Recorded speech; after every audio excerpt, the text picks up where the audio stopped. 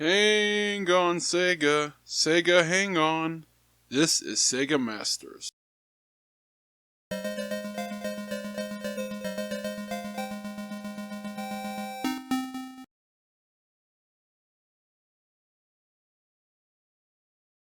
September 1986 saw the North American debut of the Sega Master System, Sega's rebranded Mark III console from Japan that served as their entry into the resurgent US video game market.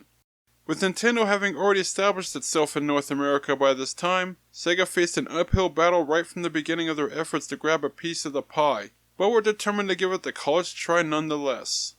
Sega initially offered their new console in the Master System bundle, where $200 got you the console itself, 2 game controllers, the necessary television hookups, the light phaser accessory, and a special cartridge containing not 1 but 2 games on it, Hang On and Safari Hunt. And that's where we begin our look at the Master System's catalog in the Western market. Each of the titles on this combo cartridge, as it was so billed, served a different purpose. There was the conversion of an arcade blockbuster to hopefully attract fans of the coin-op while also demonstrating the system's capabilities, while the other title was to serve as the showpiece for the special peripheral. We'll talk more about Safari Hunt and the light phaser in the next episode, as today we're concentrating on the headliner.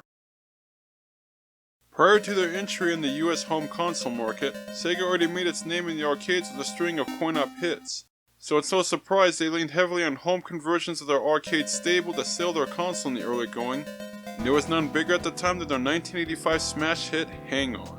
The creation of Sega superstar Yu Suzuki, who would go on to craft many of the company's iconic coin-op titles, as well as a few console classics, Hang On was a third-person beat-the-clock motorcycle racing exercise that aimed to be more than just another driving simulator. For starters, Hang On was the first of Sega's so-called super scalers, which utilized special techniques for some 3-dimensional sprite scaling at high frame rates to simulate some decent for its time 3D effects. Some gaming hall patrons also had the opportunity to experience the deluxe arcade cabinet, which was made up very much like a real motorcycle chassis. You not only rode on top of it, but also used the handlebar to accelerate and brake. When a tight turn approached, you actually leaned into the direction you wanted to go, just as you would on a real motorcycle.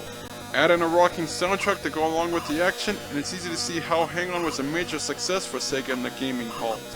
It's also not surprising that such a marquee title would be chosen to lead off Sega's 8-bit lineup on both sides of the Pacific Ocean, hoping the game's success could help their console get off to a strong start. In fact, Hang On would see several appearances during the Master System's lifetime. In addition to being comboed with Safari Hunt, it was later paired up with a space shooter, Astro Warrior, and packed in with the Sega Base System bundle in early 1987. Over in Europe, Hang On would be released as a standalone Sega card, as it was during its original Japanese release, and later re-released as a cartridge, as well as being built into the console itself. No matter what the medium, all the versions are the same with no noticeable differences among them. Those with fond memories of the arcade original were no doubt wondering how well could the home version of Hang On replicate the arcade original. However, being the first of the super scalers to get translated to the home console meant Hang On would set a few precedents for other similar conversions to follow, both good and bad.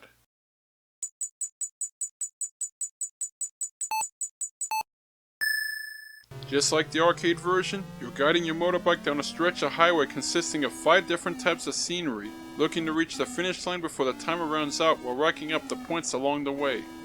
As you navigate the twists and turns of the race course, other bikers naturally appear from seemingly out of nowhere looking to impede your progress, so you need to maneuver around them while trying to keep your bike on the road. This home version adds the ability to shift gears with the D-pad, allowing you some control over your speed as you aim to avoid collisions with their foes or the obstacles lining the shoulders. One question that might pop up is how the game plays without the handlebar controls of the coin-op cabinet. Sega did release a specially designed bike handle controller in Japan to use with the home version of Hang On and certain other driving games on their consoles over there. I unfortunately have no way of testing whether that controller actually works with an American Master System. Fortunately, the standard gamepad does an adequate job of controlling the action, with mostly tight steering that lets you navigate the curves and other bikers without too much trouble, and shifting gears on the fly with the D-pad isn't an issue either. Reaching the checkpoints instantly sends you to the next environment, as well as extends your timer. The graphics are obviously a step down from the fancy scaling visuals of the original coin-op, and the environments come off as plain and barren, especially since this port is missing the billboards from the arcade version with the rather notorious advertising. The only real difference between each area are the colors of the terrain, the obstacles lining the shoulders, and the backgrounds off in the horizon. Regardless, you're still treated to some vibrant colors, solid animation, and smooth 3D scaling that does give you a nice sense of speed. So if anything, the graphics still do their job by showing off how the Master System could produce visuals that trumped anything the NES was offering at the time. Colliding with either the enemy bikers or the sideline obstacles will cause your bike to explode on contact.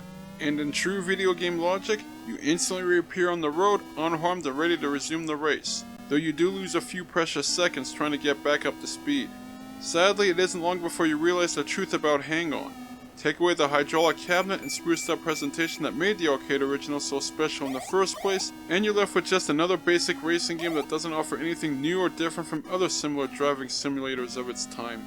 The action is fun at first, but starts to feel repetitive before too long, since you're just holding down the accelerator while weaving around bikers over and over with almost no variation, with the gear shifting mechanic being the only thing to add any real strategy. It doesn't help that this port also lacks background music. The only audio during the race are the sounds of your engine, the squealing of your tires as you slide across the road, and the wind when passing other drivers, which are fine for what they are. However, one can't help but wonder why the programmers couldn't have found a way to work in a background tune to keep the action from becoming completely monotonous. So what's the final verdict on Hang On? It's fun to play in short bursts, and certainly made that transition to the home console more or less intact. At the very least, it didn't suffer as much as the other superscalar coin-op Sega would eventually attempt to port to its 8-bit platform, as we'll see over future episodes. But as I mentioned, it only offers the same arcade-style racing action you've seen many times before with no unique features. And should you successfully reach the finish line, you just start the race over from the beginning and drive through the same 5 scenes again, only at a higher difficulty with more aggressive enemy bikers. Thus, after just one 10-minute playthrough, you've basically seen all this game has to offer, and it certainly isn't going to keep you engaged over the long haul. Ultimately, while Hang On does get the Master System's Western library off to a decent start, you're just left feeling this title could have been something more than a straight-up port of an arcade game that didn't have much depth to begin with.